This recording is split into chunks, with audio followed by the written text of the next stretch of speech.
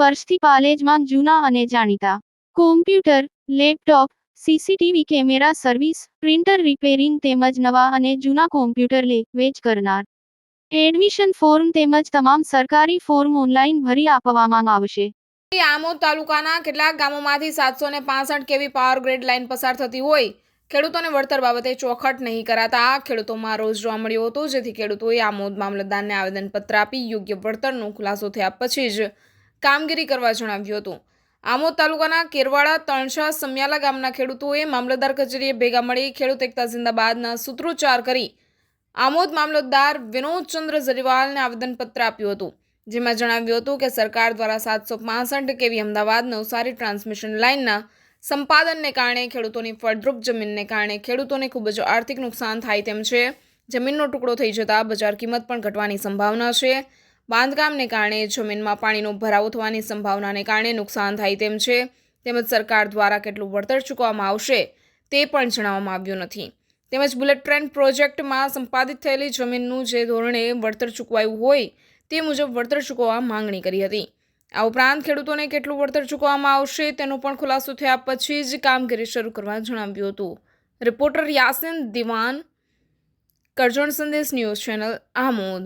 આવું જાણીએ ડોક્ટર યોગેશ કોઠારી, ખેડૂત આગેવાન, શું કહેવા માંગે છે કરજણ સંદેશ ન્યૂઝ ચેનલ પર. યોગેશભાઈ રામચંદ્ર કોઠારી, કેરવાડા ગામ, તણછા ગામ, બોડકા ગામ, સમિયાળા ગામ, પુરસા ગામ, આ બધા આમોદ તાલુકાના ગામ છે, જ્યાંથી 765 કેવી પાવર ગ્રીડની વીજળી લાઇન પસાર થઈ રહી છે ને એના માટે થાંભલા અને વાયર ખેંચવાની કામગીરી પાવર ગ્રીડ સંસ્થા દ્વારા શરૂ કરવામાં આવી છે, પરંતુ એની સામે આમોદ તાલુકાના અસરગ્રસ્ત ખેડૂતોનો જોરદાર વિરોધ છે અને આજરોજ એ અંગે કેટલીક માહિતી દર્શાવતું આવેદનપત્ર સૌ ખેડૂતોએ ભેગા થઈને મામલતદાર સાહેબ આમોદને આવેદનપત્ર પાઠવેલ છે. આ આવેદનપત્રના મુખ્ય મુદ્દાઓ એ છે કે ખેડૂતોને જિંદગીભરની ખેડૂતની નુકસાની વેઠવાનો વારો આવવાનો છે, કારણ કે એક વખત લાઈન નખાઈ જાય, વાયર નખાઈ જાય એટલે એની આજુબાજુ ખેતી કરવી અશક્ય બની જાય છે. વળી આ બધા ખેતરો રોડની નજીક છે અને ભવિષ્યમાં એની વેચાણ કિંમત પણ શૂન્ય જેવી થઈ જવાની છે, કારણ કે જ્યાંથી આવી લાઈન પસાર થાય ત્યાં કોઈ જાતના બાંધકામ થઈ શકતા નથી. ખેડૂતોને થઈ રહેલા નુકસાન સામે સમગ્ર ખેડૂત સમાજ પણ એમની સાથે અડીખમ ઊભો છે અને આ સંજોગોમાં સરકારશ્રીને વિનંતી છે કે અમને બુલેટ ટ્રેનની માફક જે ભાવ ચૂકવવામાં આવ્યા છે એવા ભાવ અમને ચૂકવવામાં આવે.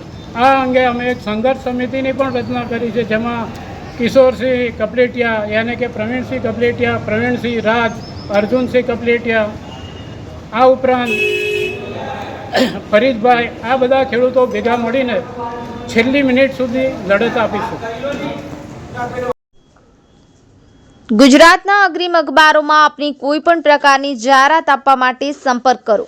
જાહેરાત વ્યાજબી ભાવે પ્રસિદ્ધ કરી આપવામાં આવશે.